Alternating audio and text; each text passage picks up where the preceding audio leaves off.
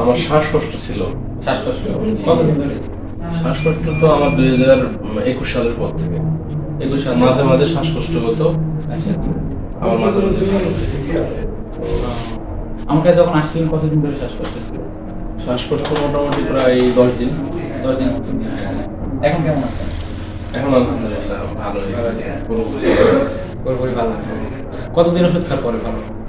ওষুধ 2 থেকে 3 দিনের মাথায় ভালো হয়ে যায়। 3 দিন ওষুধ খাওয়ার পরে ভালো হয়ে গেছে, এখন মোটামুটি ভালোই আছে। হ্যাঁ, পুরোপুরি সুস্থ আছে। শ্বাসকষ্ট ছাড়া আর কোনো অসুবিধা ছিল? জি জি জি, এখানে খুশকির মতন ছিল। জি। এটা কতদিন ধরে? এটা প্রায় 2020 সাল থেকে। 20 সাল থেকে এরকম হয়ে আছে। এখন কি ভালো হচ্ছে? জি, এখন আপনার দেওয়া ওষুধে শ্যাম্পুয়ে সুস্থ হয়ে গেছে। শ্যাম্পু ব্যবহার করে এখন ভালো হয়ে গেছে। এখন আর না, তাই তো? আর কোনো সমস্যা নেই। দেখ ভালো লাগলো, ঠিক আছে, থ্যাংক ইউ।